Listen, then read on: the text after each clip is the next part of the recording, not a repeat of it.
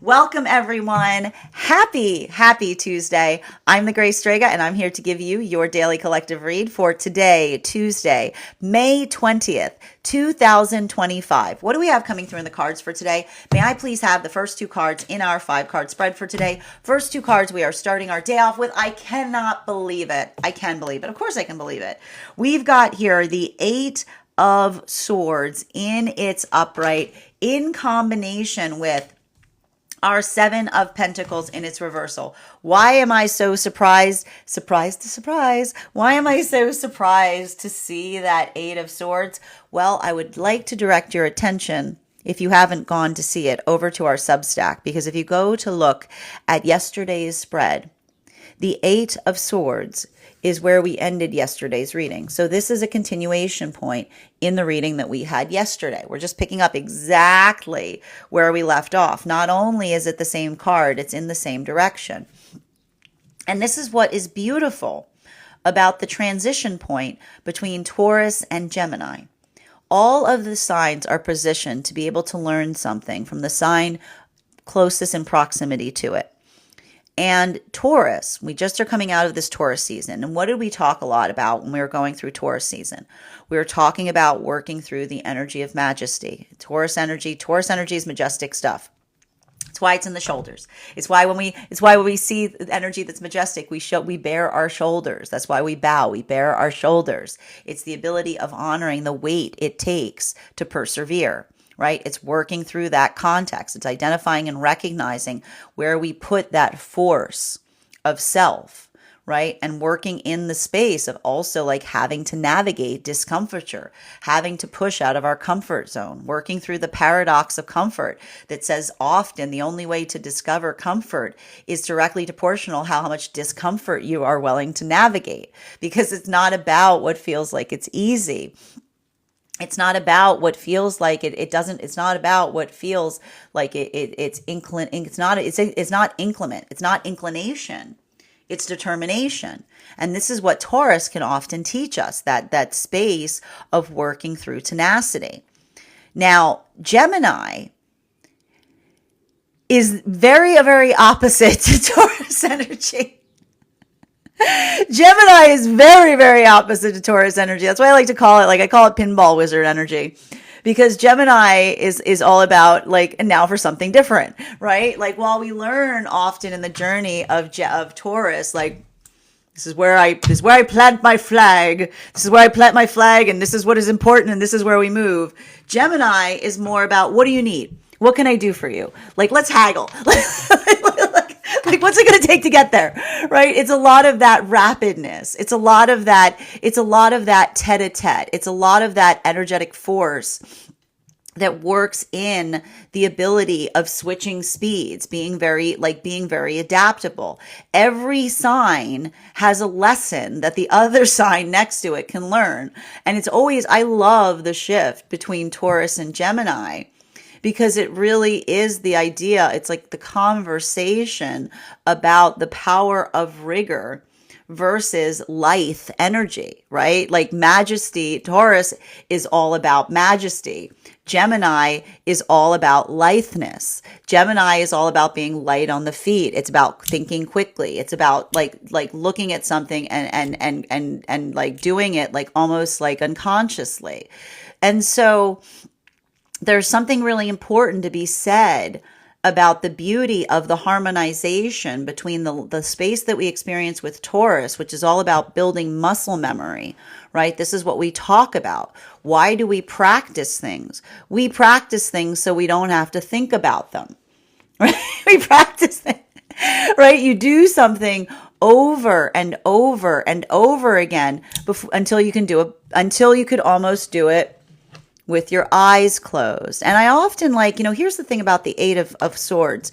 I know that people see this card and they get the heebie-jeebies, but I gotta stress here, that's kind of a you problem. And I mean this because it's very intriguing that often energy looks at this card and they sense danger. But I need to tell you this. This is a card that is a conversation about strong boundaries. We're going to talk about it in detail when we reach in the Tarot Church classes, because I need to point out, while this looks energetically perilous, there are two different ways you can see this card. Is this energy in a space of danger, or isn't this energy in a space of security, right? We work through our anxiety and fear to be able to stay cool under pressure, to be able to find that determination point of cool-headedness, right? And this is something that we work through. And again, we talk about, this is something that we give each other as gifts in healthy relationship, because that ability of maintaining composure, right? That is the gift that we give healthy partnership, because it almost creates that space of being able to say, you can ask me anything, right?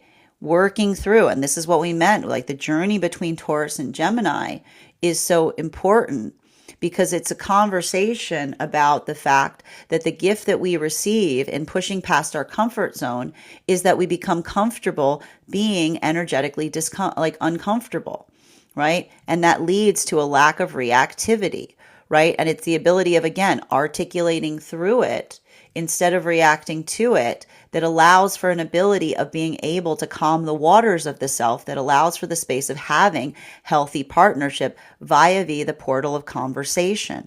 Now, this is having a different impact depending on where you find yourselves on the frequency cycles. Energy in separation right now. Boom! Empress. And this is what we're seeing that's happening, right? I told you, this is beautiful. I'm very excited to see this card coming out of Taurus season, because this card is often connected to Taurus energy. That ability of working in the space of understanding the self, right? How do you work towards manifestations? Is manifestation looking at things and saying, gimme? No. Manifestation, that's wishing. Manifestation is looking at something and saying, what is it going to take to get there? It's navigating the space of change. It's understanding and seeing the qualities and characteristics that you're working to embody in the self. And it doesn't mean that we're perfect. It doesn't mean that, like, how do you find perfection? You recognize what it is that you're working on, right? That the flaws become facets isn't pretending that there aren't flaws there.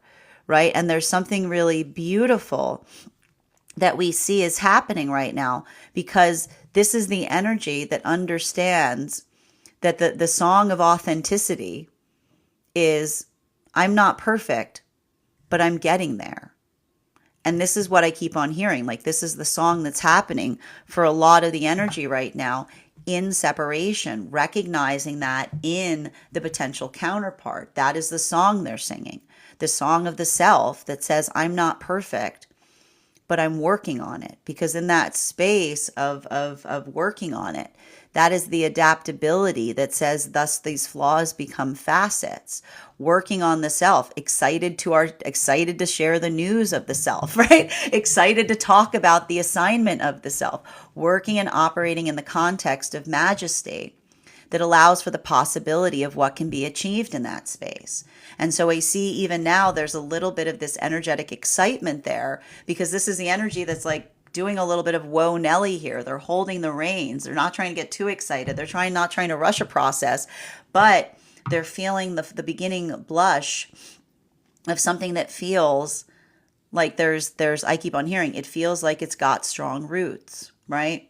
They're giving something time to show the ability of not just being able to articulate something, but finding the strength of the self that allows for the context of getting there. Continuing to get clarification, fourth and fifth card in our 5-card spread for today. We've got here our Hanged Man in its upright in combination with our 6 of Pentacles in its reversal. This is beautiful. This is all the stuff we want to see coming out. This is all the stuff we want to see coming out of Taurus season, because it's working in, I keep on saying, it's tenacity, not stubbornness. It's force of determination, not bullheadedness, right? Because often, and we see this a lot with those with like heavy Taurus placements, right?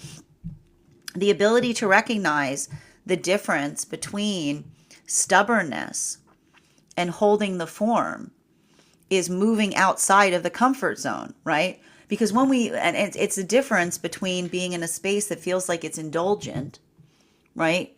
Versus the ability of recognizing what one aspires to and building towards it. This is why we often see with Taurus, much like Leo, there's nothing worse than an unhealed Taurus.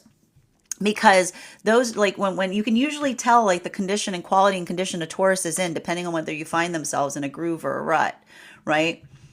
Because a groove is that path work where you're pushing oneself towards one's own majesty. You're stepping a little bit into that space of the uncomfortability point, right? You're stretching those muscles, right? It hurts so good kind of energy. It's that feeling of discomfiture that one needs in order to recognize that you're getting stronger and doing something. And so that ability, this is often how we find our energetic groove, which is like it keeps that space of compelling ourselves forward, right? Leaning, but not too much, right? That's why we always want to be careful of not lifting super heavy things during Taurus season, because everybody thinks they're stronger than they are during Taurus season. Whereas working in the space of comfortability, like this is often how we find a rut, right? It's the energy of saying like, this is what I feel comfortable with. I don't want to leave that shell. Like, I don't want to leave the shell. I want to stay here. So it's always that it's applying, I keep on hearing it's applying pressure in the best and brightest ways possible, right? It's that energy that feels like it's restorational. And so I see even now that this is why I keep on hearing this for the energy coming into divine union, because I told you the energy coming to divine union right now is going through the ringer. If you were to ask them how they're feeling, they'd say, how are things going in your relationship? Never better. How are you feeling? Never worse. And they're saying it with like a smile on their face. Why are they saying it with a smile on the face? Because the recognition of something that they need to work on that they could not see before, but the gift of the partnership and a point of stabilization is creating new assignments. It's literally hurts so good. Welcome to High Priestess energy, right? It's understanding what it's going to take to be able to maintain something is often the ability of identifying what it is that we could not see that we need to work on to be able to build even into healthier partnership, right? There's a lot of, I keep on hearing, there's a lot of that space I keep on identifying, and I have to recognize, I need to point this out. This isn't the energy that feels the need to change, to be able to maintain partnership. This is the energy that feels eager for change, because they've got a taste for it. And they're like, I want more of that. I want more of that. I want more of this. It's the acquired taste. The acquired taste for the change of the self that leads to breakthrough.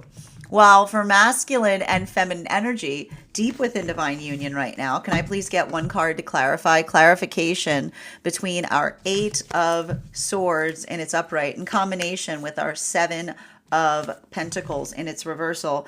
There's that Knight of Pentacles in its reversal. You know, I got to tell you right now, for the energy deep within divine union, I just keep on hearing this energy. And I got to stress this. I keep on hearing the energy deep within divine union, just saying absolutely not. But why is the energy saying absolutely not? It's interesting because I'm hearing absolutely not, but they're saying absolutely not. Not N-O-T. They're saying K-N-O-T, which is saying that when we are building into the things that we know are energetically important, we're willing to have a hard conversation. We're willing to like have those modalities or those moments that we work on something, or we recognize. I keep on hearing this is the energy that starts to get too hard on the self. This is the energy that's healing from from the stories that the trauma told them, right? The stories that the trauma told them. And what does the trauma say? You'll never be good enough. You'll never amount to anything. Who do you think you are? Right? And this is why I keep on hearing the energy that's untying the knots of trauma by saying absolutely not. because when we build into the conviction of, it's interesting I said convection, when we build into the conviction and the understanding of seeing the qualities and characteristics, trusting the force of partnership. The gift of true partnership is the true partner acts as a mirror, and it helps us understand the stories that we are told of us, that are others' illusions, versus the authenticity and the clarity that the counterpart sees. And so there is that confirmation that we see, the healthy partnership that becomes the confirmation to help us identify what the ego holds on to because it's afraid versus something that needs to be energetically shed. And so I keep on hearing like there's a lot of that shedding that's occurring because it's recognizing the work, it's recognizing the adaptability, it's working in the context of identifying what can change versus what needs to remain. And that ability of doing so, this is the gift that the counterparts deep within divine union give, which is again why I keep on seeing it as temperance moving into judgment, continuing to get clarification between our Seven of Pentacles in its reversal in combination with our Empress card in its upright. Can I have one card to clarify, please? Eight of Wands in its reversal. We've got double eights today. And I'm not surprised to see the 8 energy because the 8 energy is very connected to Gemini, okay? 8 energy because it's about continuum. It's a lot like Gemini works through a lot of the energy of continuity. And the thing about that, and you have to understand that Taurus is about energetic tenacity. Right? It's the force of pressure that one applies to something. Gemini is the continuity in relationality to not looking from something and feeling the need to take something, but feeling the need to give. The Swiss Army knife, if you will, like I like to describe Gemini energy as the Swiss Army knife of the zodiac, right? It's the ability to say, as long as I'm adaptable, I'm ready, like, what do you need? Right? It's not how dare you. It's not the conversation when you show up and nobody's ready. You don't say, how dare you? I'm getting out of here. That the Taurus might do that. But a Gemini says, what do you need? What do we have to do? Right? It's finding, it's being ability to be light on the feet. It's being able to pivot, right? And I keep on seeing here. Now, for the energy in separation, a lot of this work that we're effectively seeing, this is what I meant with the energy that is, I told you, there's something about these magician partnerships that are forming right now. They're a little provocative. They're poking at each other. But I keep on hearing they're poking at each other in the best ways possible. Why? Because they're poking at what was sore subjects in previous partnership. And what happens when egoic wounds create the space of impossibility in relationship, right? This is working on the space of of healthy partnership. I told you, these are the energies that prioritize authenticity above all. And authenticity allows the ability to be one's authentic self, working in the space that says, it's not that one says, I'm perfect, I'm not going to change, but understanding the space that if we understand what we're working on, then we want someone who embraces us in that same way, because our authenticity is our circle of protection, right? When we are inhabiting our authenticity, which means if we're being our authentic self, and not to say that we're just resting in that space, but we're identifying and recognizing what it is that we're putting our effort of work into, trying to know the self as well as we can. If someone doesn't like us in that place, then they don't like us. Like I see the energy being like, and that's why I keep on seeing that there's something about the energy right now that's coming out, like coming into partnership, that's healing from relationships that made them feel like they had to perform the act of the self instead of getting to be the authentic self, right? Because that feeling of having to like be on tiptoes, treading carefully. This is why I see that this is the energy entering new partnerships, stomping their feet every step of the way, because they're saying, this is who I am. If you don't like it, that's okay, but let's get that over with now. before we discover that later down the path is what we're effectively seeing. So there's a lot of that energy here and working in that space. I keep on hearing it's like it feels a little, but it feels playful. I need to stress this.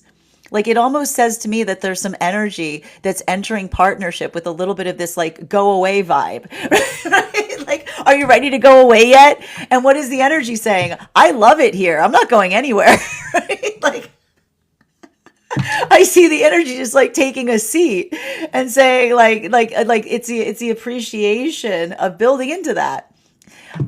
Continuing, moving into clarification between Empress energy and Hanged Man. These two cards together. Like, do you see what I mean? Like, this is masculine and feminine, right? Like, this is like, look at masculine in separation, looking at feminine, being like, are you sick of me yet? And feminine's like, I love it here. I'm not going anywhere, right? And what's feminine doing? Like, I said what I said. And masculine saying, I didn't say anything. Like, you see, like, you see this type of energy?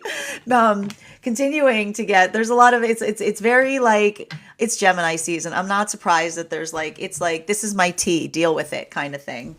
Continuing to get clarification between our Empress card and our Hanged Man in its upright. There's that World card. Whew. Wow. And this is what I meant. I gotta say, I keep on hearing there's a moment of celebration right now for some of the energy deep within coming into divine union because they survived the heart opening. Why did they survive the heart opening? Because we talked about this. This is a big deal. And I got to tell you, even though I was reading for this, a majority of the energy doing this work managed to stay in that vibration, which doesn't often happen. I got to tell you, it doesn't often happen. I usually see a lot of energy falling into separation when I see things of this nature occurring, especially during these Scorpio full moons. But that ability of moving into a space of safety, and then all of these feelings spill out, right? All of the things that you didn't know you were carrying. But instead of reacting to it, working through the heart to throat chakra, being able to articulate through it instead of react to it, this is a lot of energy that what are they finding? They're stabilizing in the force of the partnership. They're coming into that shift. They're experiencing and staying stabilized in the new reality that the partnership brings along with it. Because again, this is why we heal from trauma. We heal from trauma, and I did not quote this, but this is me quoting. We don't heal from trauma to accept trauma. We heal from trauma to be able to face joy. Because if we haven't healed from our trauma effectively and we find joy, we push the joy away because it feels unreal. It feels like an illusion. But when we're ready to come into the space of vulnerability, we hold hands with a counterpart, and what do we say to one another? What are they saying each step of the way? You're safe with me. You have nothing to apologize for. If there's something about the space that you used to react and instead you're articulating through it, you're already energetically healing from it. And so I just keep on hearing that a lot of that Scorpio energy is the emotional release, but the celebration point is it's emotional in that it's coming from the mouth. It's not coming through the activation point, because when we react to a heart opening, we have a breakdown. When we react to a heart opening, we have a breakdown. We push back into the trauma. When we feel the force of the trauma and we drop the weapons of the trauma, we articulate through it instead of reacting to it. We're energetically ready because we're ready to understand that peace is not found. It is made every day by the choices that we maintain in trying to work towards it. This brings us to the energy of the Hangman in combination with the Six of Pentacles in its reversal. Hierophant. Yep, that's what I meant about absolutely not, right? Because it's understanding, it's conversations, recognizing and identifying upon things that are important. And the thing about it is, and again, if you're ever having, and here's the thing about it, healing isn't about letting go of everything. Healing is not about letting go of everything. It's understanding why you're carrying something, right? And so I just keep on seeing that for a lot of this energy, working in that space, and I like to point out, if you're ever unsure if something you're carrying is good to be carrying, if you're feeling bitter about it, it's not good. Bitterness is the body's alarm system to tell you you need to let go of something, right? We cannot control the trauma that occurs to us. But how we carry it is entirely up to us. And often when we have those moments that we recognize that we're getting energetically bitter about something, it often is the indication to the body. It's the body's system of saying to us, you need to let this go. It's not good for you, right? And so that ability of doing so, I keep on hearing the energy deep within divine union is also shifting. But that shift is understanding that the way that we heal isn't just saying, okay, I'll just wait till I feel better. Trauma, if you could let go of trauma, it wouldn't be trauma. That's the sad truth about it. There's never a moment that you say, okay, when this trauma goes away, I'll do something. It's not going anywhere. Trauma is the pain that sticks. But our ability to build an altar to it is recognizing the fact that we have changed within it. And that ability of carrying it, holding that pathwork sacredly is, and I keep on hearing, there's a lot of energy right now deep within divine union that's working through lessons of Chiron. And I'm not surprised to see this because we saw the energy coming into divine union was working through Chiron, which says, what can I do with this that feels like it will heal instead of create more bitterness? Where can I put that force of effort in a way that feels like it is restorational rather than something that feels like it creates that pain within the self? And that's hard work, right? I even see this here. There's a lot of new practices that are being built. There's a lot of new routines. There's a lot of new, I keep on seeing the force of personal pledges in relationality to understanding what one is working to change and also bringing something to the adaptability point of what it will take to get there, right? Taurus into Gemini. Taurus into Gemini is effectively like seeing, like I love to point out, Taurus and the Gemini is like seeing the other shore and saying, what do we need to get over there, right? It's like it's understanding the healthy manifestation that isn't the space of longing, but it's letting go of longing and moving into the space of activation. Continuing to get clarification, because all I keep on hearing is for energy deep within divine union, always patient, never waiting, right? When we're waiting, we're wishing. When we're waiting, we're saying, where is it? That's a wish. A manifestation is understanding what we need to do within the self to get to what it is that we hope to achieve or accomplish. Welcome to Saturn. Welcome to Saturn in Aries and Leo and Mars and Leo. Continuation between our Knight of Pentacles in combination with our Eight of Wands in its reversal. Boom! There's that Justice card in its reversal. But I need to stress this. Do you see the difference? I keep on recognizing, and we're going to talk a little bit about, this is going to be a big conversation as we navigate this Gemini energy. The difference between fickleness and adaptability. Because what does it mean to be fickle? To be fickle means to be too changeable, right? Fickleness is usually best observed by an ability to not be able to stay energetically consistent in relationality to the manifestation goal that one is hoping to pursue. Adaptability is the ability to be transformative in the wake of it. So if you're working through something right now and you're working through a situation or circumstance and you're understanding or trying to identify the difference between fickleness and adaptability, the way that you can usually determine the difference between fickleness and adaptability is when we're being energetically fickle, we can't stick to a single manifestation goal. We're just leapfrogging all over the place. I want that, I want that, I want that, I want that, I want that. We don't get anywhere, right? But when we are in Gemini energy, when we're energetically and this is something that Geminis have to work on. Geminis, I'm looking at you. I changed my mind. Powerful prayer. Okay. Change my mind. Powerful prayer can sometimes be a bit catastrophic, right? The difference between fickleness and adaptability is understanding that fickleness is moving too much from one manifestation to another, right? Not being sure where one is going, just looking around, whatever's around. Like it's like squirrel, it's squirrel energy. Okay, squirrel. It's like, but adaptability is the ability of staying consistent in relationality to what you're working towards, but being adaptable in relationality to what it'll take to get there. And so I feel like this is going to be a big message that we're working through as we navigate this Gemini season, because there's a lot of, here's the thing, it's a lot of Gemini energy. I mean, listen, there's nothing wrong. There's nothing wrong with Gemini energy. I love Gemini energy. Thank you. But the thing is, when there's a lot of it, it can feel a little chaotic. It can feel a little chaotic. And I'm just saying, we're going into Gemini season. There's Jupiter in Gemini, and Mercury's about to go into Gemini. It's a lot. It's a lot. It's a lot of slices. Okay. It will be interesting. It will be interesting. I guarantee you will be entertained. Okay. All right. Continuing to get clarification here.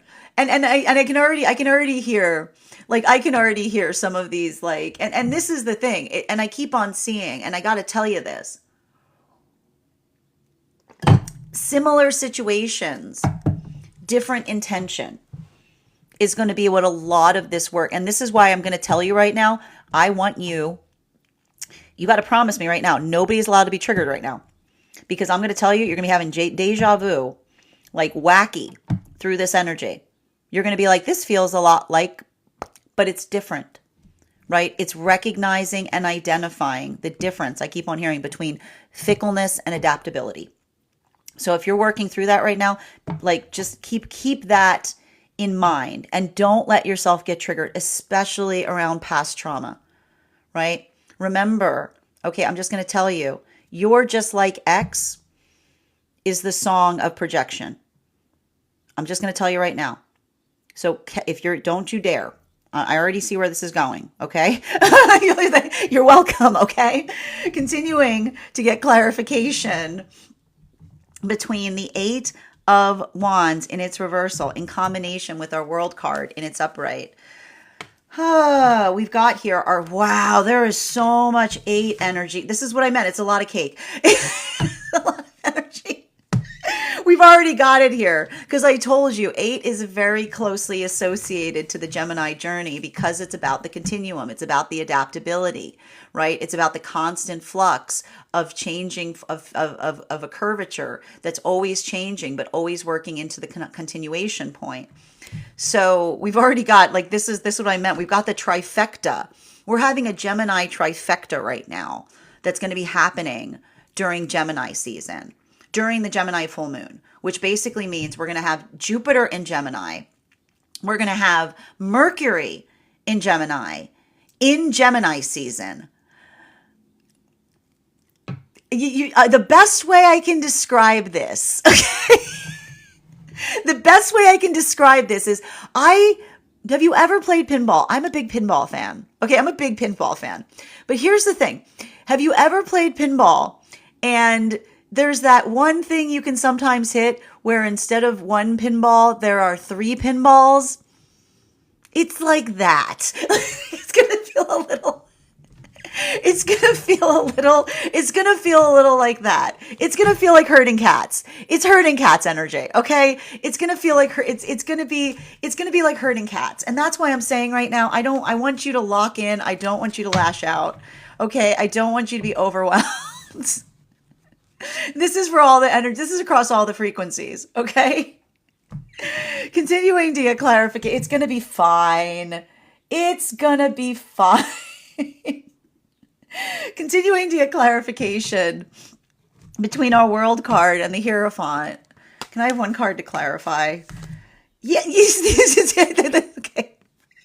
We've got the Ace of Cups in its reversal. And it's going to feel, and I keep on getting, it's going to feel like a lot happening at once. You might even be feeling this right now. Okay. But that's why I want you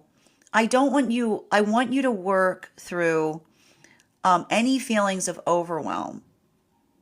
And I feel like a lot of this, and I think that this is a bit of the gift that we're experiencing with the fact like Saturn transiting into Aries at the same time that this happens is actually, I feel, working in a space that is beneficial, because it's feeling to me like working through the ability of focusing and locking in, not allowing oneself to get energetically distracted, right?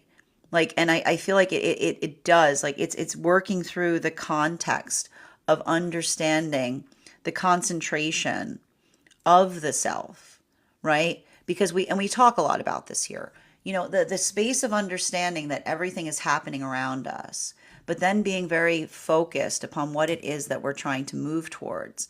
It's going to be helpful. I would really, really stress that something helpful coming into this season is making sure that you have very focused manifestation goals. I would also say making sure that you're prioritizing the manifestations, right? Because something about doing so, it's working into the context of not being too hard on yourself if a lot is happening. Working on, like, I keep on hearing, and I feel like the mantra, right? The mantra for this season is if one is doing the best that one can, that is enough, right? It's about being able to do the best that one can and appreciating simultaneously that others are also doing that work. Because there's a lot of that. I just keep on seeing there's a lot of that. There may be that moment that we may see that happens with some of this energy of potentially feeling overtasked, right? So just be able to focus on that. Now, this is again, this is very important because I feel like this is what is allowing a lot of the energy to heal right now in separation. Why are we seeing that there's something really important that may be happening for some energy in separation? It's saying to me that there's some energy right now that is healing by building into healthy partnership. And in the process of building into healthy partnership, where someone is seeing them at their authenticity and accepting them there, they're finally recognizing the impossibility of a point that they were reaching in a past relationship, right? It's awful convenient is all I keep hearing, right? That space of understanding that when we're working towards perfection, right, we never find perfection. But if we don't want to move forward on something, it's very easy to try to utilize a lack of perfection to be an ability to kind of stay in a space of one's ideal. And so I keep on seeing that there's a little bit of this energy that in the space of coming into the realization of finding energy that accepts them as they are, they're recognizing the energetic relationships of the past that was trying to turn them into something they were not. And that's why I keep on seeing that there's a lot of that energetic release that's occurring in some of these spaces, because this is the energy that's healing potentially from, I keep on hearing, they said they loved me, but did they ever like me, right? Often those energetic spaces where we feel like someone says that they love us, but it doesn't really give any indication that they like what they see, right? This is often that moment that often like that picking away at something, right? That space of saying, if you just did this, if you just did that, you'd be what? You'd be perfect for me. Healthy partnership is not about creating the context of what one aspires to. It's identifying the flourishing, right? It's coming into that authenticity, the magnificence of the majesty of seeing something that is in its fullness. And I keep on seeing that this is energy that is healing from relationships where they felt that discrimination of someone trying to pull things out that they did not like, instead of embracing another in their majesty. And this is something that we do in healthy partnership, right? And this is why we're seeing this, because again, that ability of pulling things out we don't like, when we're in healthy partnership, we help each other do that, right? When we're in healthy partnership, if we say to counterpart, right, I don't like this about the self, right? We go, I got you. I got you. Like, I can help you do that, right? Like, it works in that space of, again, building towards what we aspire to, someone who holds our higher self in the same accordance as we ourselves do, right? The ability of another who knows what we're working towards and helps us get there. Right? That is the picking apart that feels like it is putting together, because that is the picking apart of showing someone, look, if you're trying to move towards this ideal, we could work on this and this and this and this and this. Okay, perfect. Right? Versus the energy that works into a place of discrimination and discernment where they say, now you're perfect for me. Right? And often when we have unalignment in partnership, it's the moment that we recognize that another person's aspiration for us deviates wildly from the aspiration point of what we hold for ourselves. And I keep on hearing a healthy relationship is a place where we don't try to change one another's dreams. We carry those dreams as though they were our own, right? We work towards each other's majesty. We don't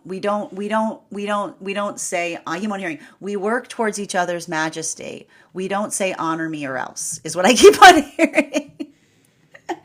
Continuing to get clarification. And that's happening across all of the frequencies.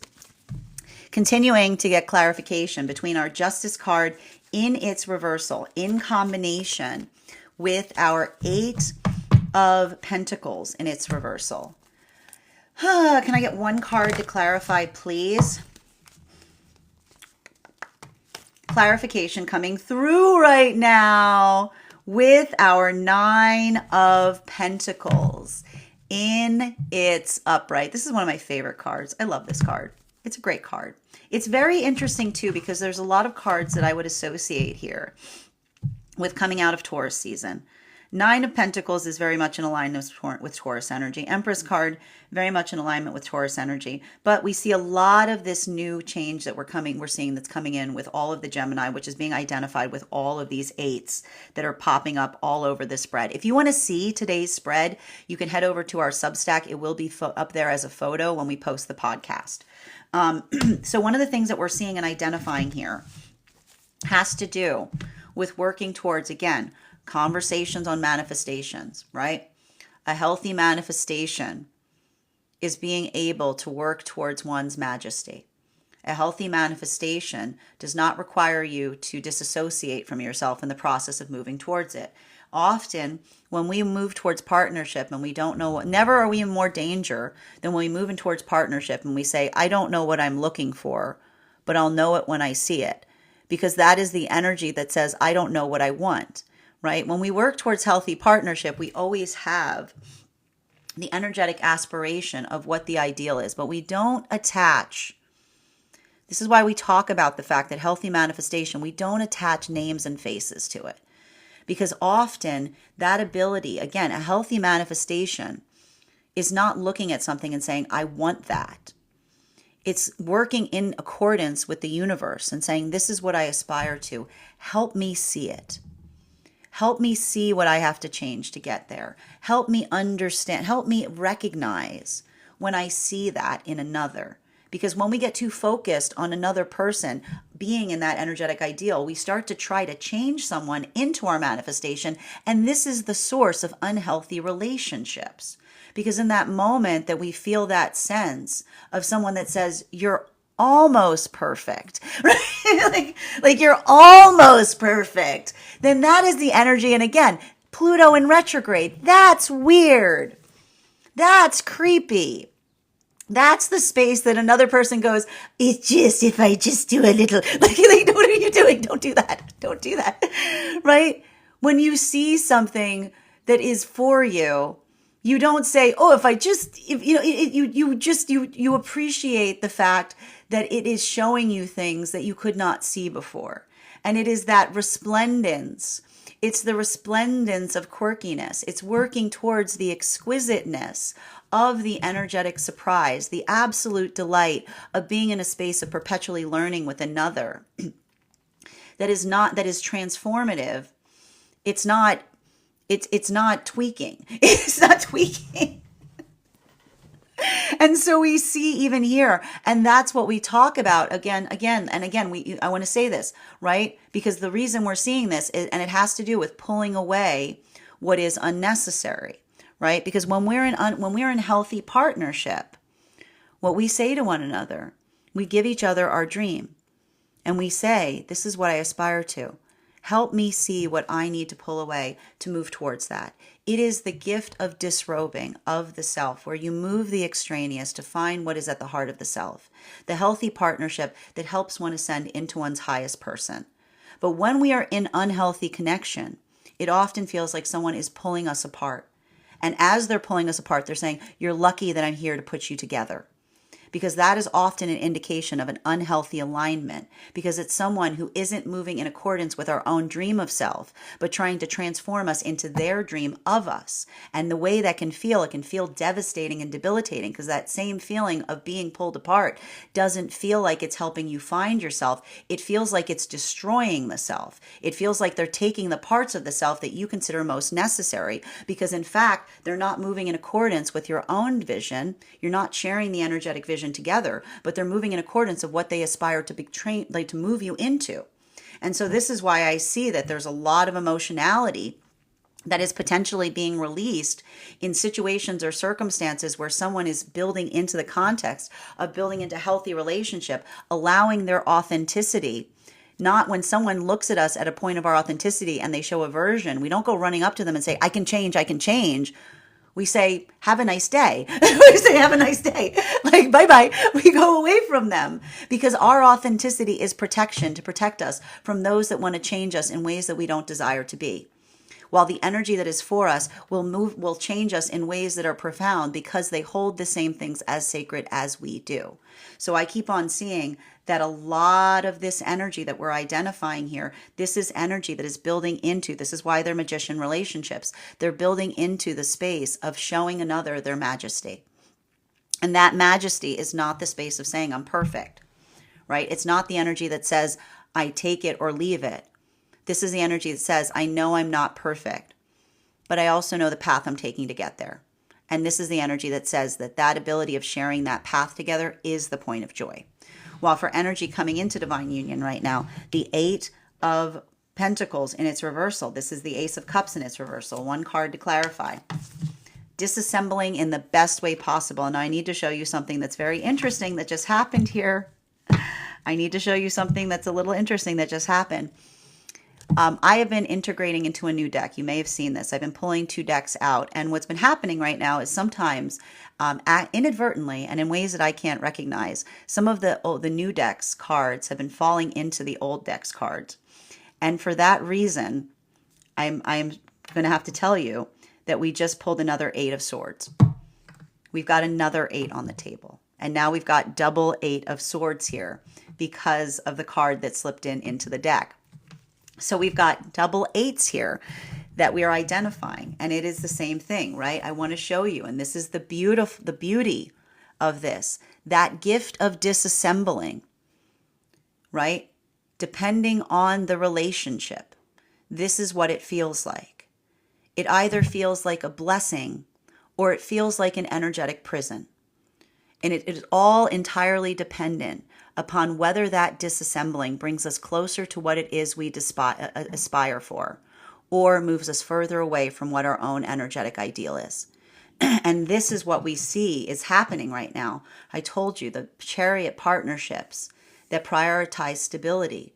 This is why during that heart opening, something that would have previously created a breakdown is creating a breakthrough, because this is the energy that doesn't say, you've saved me, right? If it weren't for you. This is the energy saying, again, if it weren't for you, I would not have been able to see this, right? But also recognizing that that work is not outside of the self. This is the energy that understands the paradox of alignment, the grand mystery, which is the recognition of saying, is it the person or is it me? And what does the universe say? Yes. It is alignment. It is the serendipity of the moment of coming into energetic connection, the right place at the right time with the right person that helps one discover oneself. And I keep on seeing that this is the energy that says, through you, I am free because I can see the path to liberation of the self via the energetic stability that I have found within. And that is the gift that we give each other in healthy partnership. It is the force that says, through you, I can see what that direction is. We give each other those maps in that way. Continuing for energy deep within divine union. But, and this is why when we're in unhealthy connection, when someone's saying, taking things from us and saying you're welcome, it can often feel like a violation. It can feel like something that tears us apart, because that changing, that adaptability point is often the recognition of saying, you don't want the same things as me. You're trying to move me into what you aspire for. We don't share the same manifestation goals. And that brings us to a lot of the energy right now deep in separation, because that recognition point is why I keep on hearing that even in that modality of coming into partnership, potentially with energy that embraces them, they're being triggered. They're remembering showing those facets to another and feeling the wound of aversion that occurred, right? Everything, again, don't let the past shape you. Let it help you see. Because often if we're not doing anything wrong, we don't avoid doing something. This is how we heal the intimacy wound. We do it again. And the higher self, the universe says, now I get to show you what it would be like with someone who actually cared to have the same things that you did, for someone that cared in the same way that you cared, right?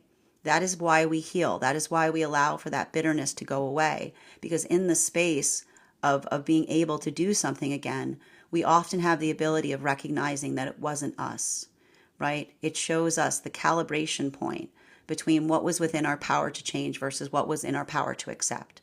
And this is what I keep on seeing for a lot of the energy deep within divine union, which is working in the space of saying the sacred knot, right?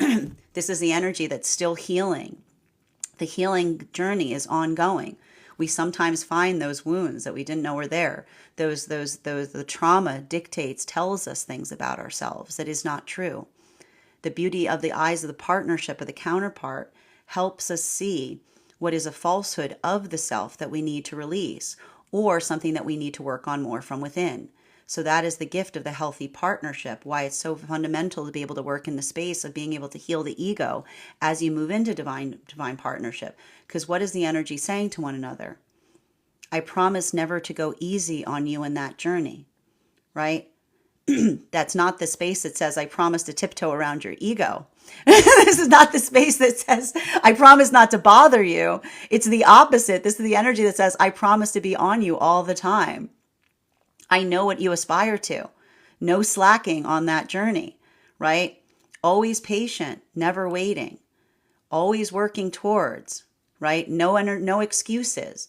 Turning the flaws into facets, because that is the promise that they make to one another, which says, again, every breath, I will never give up on you, as long as you don't give up on yourself in the process. Final card for today's spread, between our 9 of Pentacles in combination, woo, there it is, with our 8 of Swords, the second 8 of Swords that we pulled today. This card, I've been seeing this been happening ever since we hit the Pluto retrograde. I don't know, I've been bringing this up. The cards keep sticking to the table, so we've been pulling almost entirely, frequently from the bottom of the deck during the reading. And this is the card that came out, and it actually came out transverse. So this is our transverse card that we're ending our reading on today. Yep. The 4 of Swords in its reversal. I'm not surprised to see this as well, because the 4 of Swords, it wasn't the card that we ended our reading on yesterday. It was the card we ended our reading on the day before. And it's working on peace. It's a conversation on what it takes to find peace. Peace is not easy. Peace is not about avoiding hard things. The peace that one finds avoiding things is called indulgence, right? It's the peace, and we talk about this. Healthy spirituality is not the space that you get to feel good and be like, I'm perfect. You guys all stink. You guys are not coming with me. I'm going. It's going to be great. It's not. That is not healthy. That is indulgent. Okay. always patient. We work on the self. We come to spirituality to work. Nobody wants to work anymore. We don't go there to feel good about ourselves. If you feel great about yourself on a spiritual journey, you might want to check that out. But you should, I mean, it does feel good, but it's not easy, is what it means. And it is the space that we identify. The irony of moving towards divinity is one, in any context, or moving towards grace, is one that you find it not by feeling the sense of being perfect. That never are you more astray. Never are you more astray than when you feel that you're perfect. It's recognizing that there's always work to do, right? It's being able, like we don't say, like, it's not the space that says hooray. It's a space that says, I see what I need to do. I recognize what I can do that can be better, right? And I feel like there's something beautiful. And this is why I love the fact that this Four of Swords is coming up in its transverse. Because the beauty, the reason that the 8 is connected to Gemini is because there are no straight lines. There's no stabilization point in the figure of an 8. It is all curvature. It is continual change that creates continuum. And so it is the conversation of the fact that even in the space of adaptability, we recognize and understand that even in that space, there is something that is harmonious. That even, and this is why, this is like Gemini's often mastered the secret of this, because it's in that space of being so adaptable, being hard to pin down. That is the quality and characteristic of often those with Gemini placements. You're hard to describe. You're eclectic. It don't fit in a box, it's like, you can't pin them down, right? Because it's arriving at that in itself. It is about ineffability. Like the journey of Gemini is the journey of ineffability, but even recognizing that ineffability is a quality and characteristic.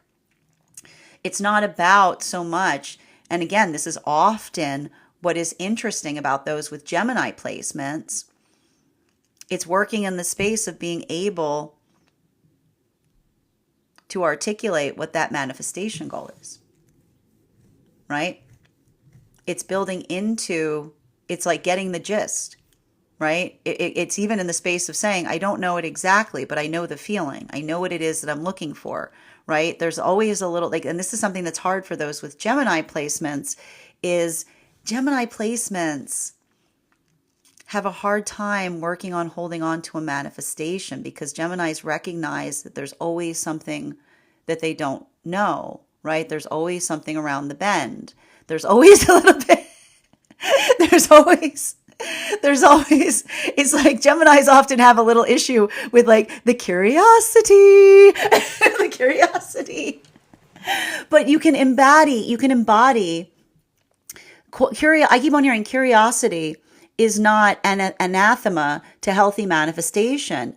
It's about articulating what that is, right? And being able to do so in a way that allows one to be able to define it in a way that allows for that space of possibility to occur. So I want you to think about that a lot as we enter Gemini season. If you're feeling like there's something, that defies definition, do your best. Do your best. You say, do your best. And then you say to the universe, help me with the rest, right? Because sometimes in the modality of understanding that, in that context, that there's always something beyond, like that is the conversation that we have as it relates to understanding that is the nature of existence, right? It's not about being like, I found it. It's the idea of saying that the search that becomes the delight that allows for us to build into the space of constant discovery. And we're seeing this big time right now for the energy and separation across all of the frequencies, because this is the energy that is potentially having a hard time defining like who they are. They're having a hard time being able to articulate where they're experiencing, because they're saying to one another, I've never been here before. Like, I keep on hearing the energy being like, I'm finding myself. I don't know what I'm finding. I am also on this journey, right? It's often that modality that we have to, I feel like this is the energy that feels like they're building into relationship, like operating without a net, because they're trying something that they haven't tried before. And so it's like I keep on seeing that this is the energy that's learning as they go, but they're being patient with one another in the process. While for masculine and feminine energy that is coming into divine union, this is a lot of the energy that's feeling the same exact way. This is the energy that says, this feels weird. And the energy saying, yeah, it feels weird because you've never, like, this is what peace feels like. If you've never felt peace, peace feels weird. But that's why we navigate healing, so that we find the weirdness of peace. We're able to navigate through it and like identify the shift instead of running away from it. Okay. While for masculine and feminine energy, bearing in mind this is not based on gender, but what it feels most aligned to, I keep on hearing there's a lot of that work or a lot of that space in navigating or trying to explain to another person what non-attachment means. And the thing about non-attachment is there's often this, like, I keep on hearing, again, these are a lot of work we're doing right now with Leo in Mars and Leo, which is working through the journey of the Stoic heart. There's been a disambiguation point as it relates to Stoicism. Stoicism is not feeling anything. What context? There is no, in what context have you ever heard of healing where someone's like, this is great. Can't feel nothing. I'm healed. Can't feel a thing. Go ahead. Yep, it's great. Can't feel it. That is not healing. That is concerning. That is distressing. You should see somebody about that. Healing, a heart opening, working on Stoicism is feeling everything, but having the force of self that one does not let the emotions lead the way. One moves with intention through the emotions. One is able to convey, right? Unattachment talks about the space, and when we're able to feel the expansiveness of our emotions and not react to them, we become warriors, because we're able to convey ourselves in accordance to what the emotions ask for without feeling like we are being dragged by them. So that ability is, I keep on seeing, having to have hard conversations between the difference between someone that says, I'm just following my feelings, versus saying following your feelings is not following your heart, because sometimes your feelings ask for things that are not beneficial towards you. It is the space of understanding that healthy is not just what feels good, but what is good. It's finding the coordinates between the ego and the higher self, right? What feels like, again, the ego that you're trying to be proud of versus the higher self that works to work into the space of what is practical and possible. Bottom of the deck on this reading, 10 of Pentacles in its reversal. I told you, it's a lot happening all at once. It's very, the thing about it, and I will point this out, it's going to feel a little chaotic right now. And no, like, here's the thing. Gemini energy, I know that you know this about yourself, right? Much like Aries does. You know, Aries is like, I'm a lot. When we were going through it, we've just been having this like profundity of different things in the houses. We just had to go through all of this energy. It's also the fact that we've still got a lot of planets in Aries right now on top of the Gemini energy. So it's like everybody feels like they're short on patience, because Aries is not great in the realm of patience. Everyone's feeling a little bit temperamental.